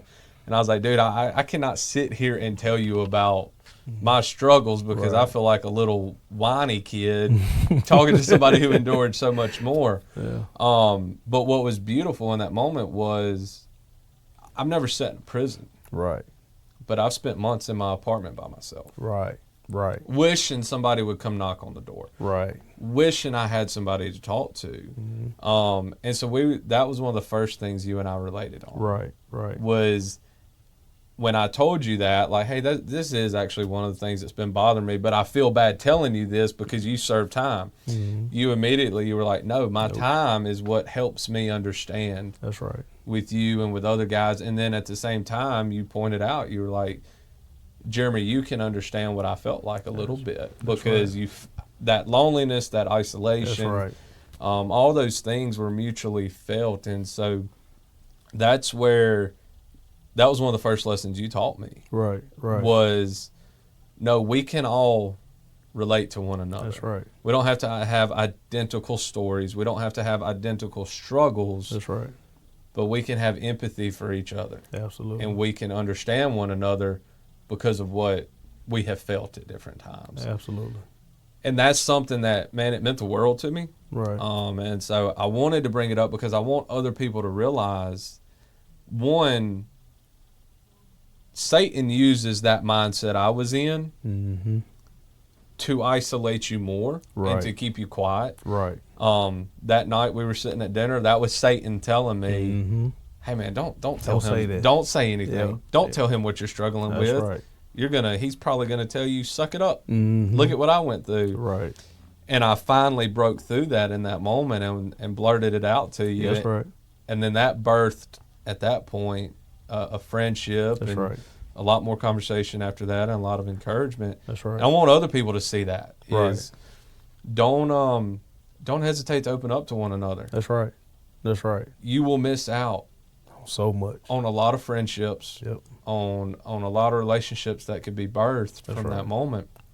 And because I remember that night I went home and I just kept thinking about that after we had dinner that night. Mm-hmm. And I went home. I remember I sat in my apartment that night, thought about things we talked about, and all I could think about was a lot of empathy for you, a lot of thank God it wasn't me, because I don't know that I could have handled it. Right.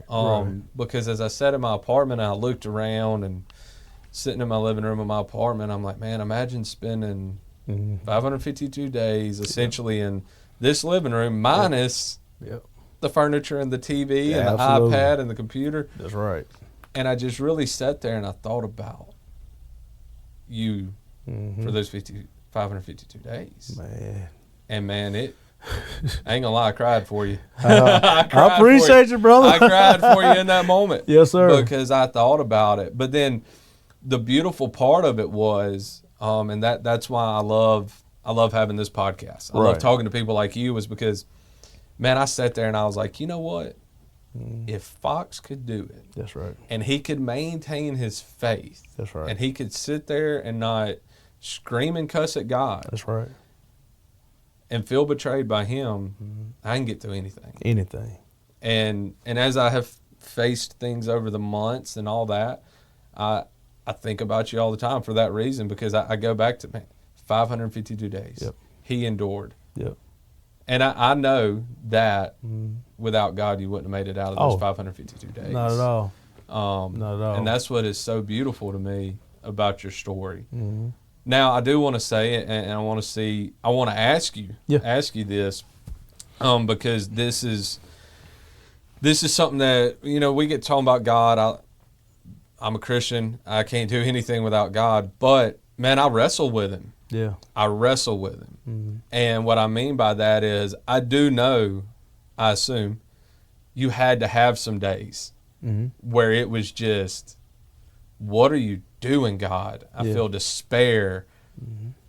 I don't know if you went down the road of suicidal ideations or thoughts or wanting to lash out physically and hurt these people who have hurt you, but I know you had to have had some of those days where, like you said, God thumped you, and he's done it to me a bunch. Absolutely. I'll be honest, I've ran from doing this show right here. Yeah. I have ran from it. Man. I have not wanted to do it. Right. You and a bunch of others have been God going, nope. Wake up. You gonna do it. That's right. So I want to talk about that. Yeah. Because I want people to know, like, it's okay to wrestle with God, man. Yeah, absolutely. It's okay. That's what he's there for. That's right. So, well, with me, never really had any kind of suicidal, things running through my head, nothing like that. But I ain't gonna lie to you, I hated them folks. Yeah. That's the main thing that I wrestled with. That it took God to be like, it ain't your battle. Yeah. Don't worry about that. I got that. Don't you worry about it. But I hated them people. I hated every last one of those folks who conspired together to put me in prison for something that they know I didn't do. I hated them people. Yeah. And hate is a strong word. Mama told me a long time ago as a little boy, never say you hate. Yeah. And when I would get on that level, then that thump, boop. That ain't your place to hate anybody. And then I feel better. And then when Big Brother get promoted, I should have been there. Now I hate them people. Yep. Boop. Anniversary, I hate them people. Boop. Birthday. Spent 2 of them in there. Birthday. I hate them people. Boop.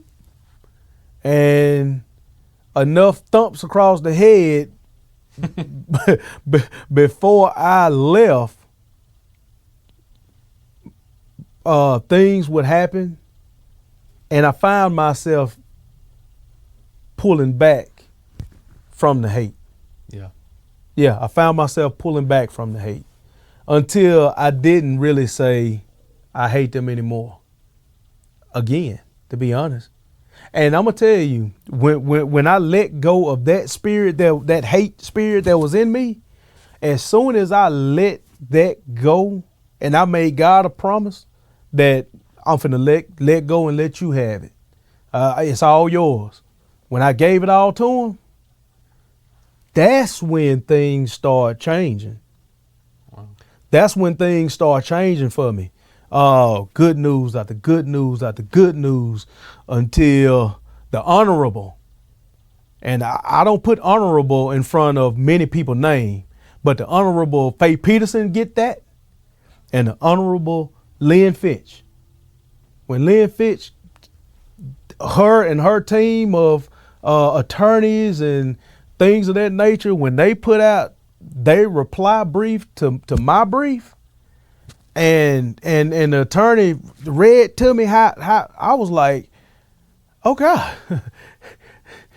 this is why you kept thumping me. Yep. It was awesome. Man. They said that I should have never been tried, let alone be sitting in a jail. They said this should have never even went to trial. There was no crime committed. None. And they pushed to have it overturned. Wow. And that's how I got overturned. And that's something that I've dealt with it in my life. I've talked about on here. Other people have talked about it on this show. And for me, I know it is my hardest thing I wrestle with God. Mm-hmm. We don't have the same timeline that he has. No, they got eternal timeline. And man, that is something that listening to your story, I mean, it's just so evident in yours. That I have moments in mine that have been evident of, we want things done today, yep, next week. Yep. And, Scripture says it's, for us a year, for God, thousands of years. Right. His time is That's infinite. Right. That's right. And it will happen in his time. In his time. And I know for me personally, like one of the biggest things I've learned over the last couple years and especially over the last 9 months as I've gone through some stuff that we've talked about, right, is God will open and close the doors, yep, on his timeline. On his time. That's right. And a lot of times in the absolute most unexpected moments. Yep. Yep. And he will introduce people into your life that would have never expected. That's right. And he will remove people who, unfortunately, you thought were going to be by your side forever. And well, you hit one in. That's that feeling of that hate. Yeah. And that anger, and almost I know I've literally sat and thought like, God, if you ain't gonna do it, there's a side of me about to come out. Yeah. There's a side of me that you and I talked, me and God talked about that's the old me and it is dead, but it's about to come back alive. I need you to take care of this. That's right. And so I completely understand that struggle with that timeline. Yeah. But then, like I said, I know you probably had some situations where friends, brothers. Oh, yeah. Thin blue line got real freaking thin that one got time. Real thin. And that hurts, man. Oh, yeah, it does. It hurts bad. It does. But it also showed, too, who's genuine, who's real. Yep. And God removed the ones whose intentions might not have been so pure. Yeah. And that really truly opened my eyes, even moving forward. If I don't get that genuine first appearance type deal with somebody, then I'm going the other way. Yeah. Because throughout all my years, and the old Barney used to get on me all the time about being too loving and being too open and being too, friendly, and you know what I'm saying? And he was right, because a lot of people that I thought was in my corner, I thought would bag me no matter what, Eventually started dropping off one by one. Yeah. But the real people who stayed from beginning to end, they know how I love. I love hard. Yep. Hard. It ain't nothing that they can't ask for that if I got it, they got it. Yep. If I got it, they got it. If I can get it and they need it, they got it. Yep. You know? So God just did a whole lot of revealing all the way around. And I needed that. I needed that too. It's so many lessons that came out of this situation. Good, bad, ugly, indifference, whatever the case may be. But all of the lessons that came out of this entire ordeal will forever be stored here. And moving forward, I know how to move. You know what I'm saying? So God do everything for a reason, man. Firm believer. Yeah, and you saying that was kind of what I had in mind as we've been talking, as we start wrapping things up, is very specific question I want to ask you. Mm-hmm. Because like I know I can articulate through my story the answer to this question for me. Anthony Fox before 2019, Mm-hmm. Anthony Fox today. Mm-hmm. How have you changed? How has God taken what you went through Mm-hmm. and made an impact in your life and the life around those around you? Right. How has He formed a new man through all this, and what are you doing today? I mean, my thing is this: time waits on no man. Time waits on no man. Do not take time for granted, because at the drop of a dime, it could be gone. You know, it was always work. You know, family. It used to be God, work, and family. Yep. You know what I'm saying? And I know it all too well. yeah. So when my freedom got snatched away from me, and I wasn't able to be there with my family, Yeah. moving forward is God, family, family. then work. You know what I'm saying? Because Absolutely. time waits on nobody, man. And like I said, whether it's incarceration or God calls you home, the time that He gives you here on earth, you need to use it wisely. You need to use it wisely, because once it's gone, I mean, getting your freedom taken away from you, you miss out on the simple things in life. Like when I walked out that door in Madison County, and I was actually able to take a deep freaking, this is what a fresher breath air smells like. And then they had not too long ago got done cutting the grass. That was just a plus. Yeah. You know, being able to take a real shower, a real bath. Man, my darn sink was hooked up to my toilet. Wow. Yeah. Yeah, all steel. Toilet runs up to your sink, where your water faucet at, and your water fountain, all in one. You know, it's the simple things in life that people take for granted until you have that snatched away from you. I move a whole lot different when it comes to inviting everybody into my heart, because I got a big heart. I help anybody, and I still help anybody to this day, but getting on a more personal or intimate level, Yeah. you know, I've been a little bit shielded, because a lot of things happened while I was gone that should have never happened.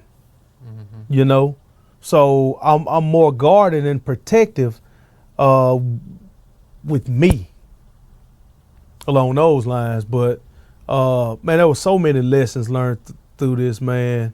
I'm definitely not who I was back in 2019. I say I elevated. I've elevated. I would agree. I've elevated. I use the Phoenix, and that's I see you inked up. That's gonna be my next tattoo. All right, you bring it up. Now I got to tell you. Mm-hmm. So the reason I kind of laughed a while ago, so one of the tattoos I have planned, I have it drawn out. I already talked to tattoo artists. I have one that's going to go here. Mm-hmm. If you've seen the rebranding of SaveOne, that's a lighthouse Mm-hmm. that's going there. But up here is an hourglass. Mm-hmm. And around it says, "Time waits for no man." I'm telling you. So when you said that a while ago, Dang. man, it I got chills when you said that because I've had that. There's two sayings. One is on this bracelet. It says, "Guide my reckless soul," and it has lighthouses on it. And so that's where a lot of the SaveOne logo and everything comes from now is I've been an absolute piece of crap in my life. Right. I've been through a lot of bad crap. Mm-hmm. That is all a waste Yeah. if I don't go back and be the light for other people. That's right. And so I do that by trying to share stories like yours and many others that have been on here and coming up. Yes. But then also, I'm obsessed with time. Right. People who really know me know, like, I'm always thinking about time. Mm-hmm. And I think a lot of that comes from I've seen how fragile life is. Just like you had any of us in these careers. Right. Most all civilians know, but I mean, we've really seen how fragile it is. Yes. How quick it can be gone. Absolutely. And I'll be honest, I haven't been incarcerated, but I'll tell you one of the things quickly that really taught me to value my kids more Mm-hmm. is after my divorce, I have 50-50 custody of them. Mm-hmm. So that week that I don't have them, it's kind of like God gives me a glimpse of, boy, you better cherish that week you get them. Dang. And I do. I'm way more present. Right. I have boundaries like you do now with people. Yes. My priorities are totally different. That's right. I remind myself, I have them written down in my journal. I have them written down at a place in my house that I frequently see every day, because when you've had stuff ripped away, when you have felt pain, all those different things, it makes you appreciate Oh, yeah. so many more things. Now, I still get a lot wrong, and I will screw up tomorrow and next month and Same next here. year. And the awesome thing is, I will continue to be a screw up until the day I leave this earth and God welcomes me into his kingdom. And I have no doubt that's where I'm going. Yes, sir. Because I also understand that God loves me no matter how broken I am. Yep. And the Phoenix, that's awesome, dude. It's coming. Because there's nothing I can think of that describes your situation and so many of my followers' situation is that rising up. They're rising up.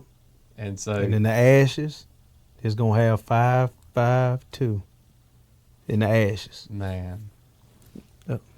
I can't wait for that. Man, I can't wait. It's going to be nice. Well, dude, I think that right there is like the perfect moment to wrap this up. Fox, I can't tell you what you mean to me. Same here, brother. I'm very proud to call you a friend. Same I'm here. very glad to know that 24/7, 365, and I have tested this. Yes, sir. I can call you, And and I know you're coming. Yes, sir. Every time. And the same goes for you. And I can tell you from talking to other people in our community, man, you mean a lot to Central Mississippi, to Jackson, to the law enforcement community. Yes, sir. Any young rookie guys that are coming in that don't know, you want a cop to exemplify, you need to do your research on this man. Follow his example. Also, all the other guys that were involved with you, Yes. It goes for them too. And I don't want to overlook that. Yeah. You're the one here speaking today. Yes, you served the 552 days, but your brothers who were involved in that, they paid a price. They did. They paid a big price. They did. And to them, thank you guys, man. You guys, what you are doing, what's to come Yes, sir. is going to be good. Yes, sir. it is going to feel good when that happens. So Absolutely. I love you, bro. I love you too, brother. I'm glad to have you. So Yes, sir. thank Yes, you. sir. Thank you.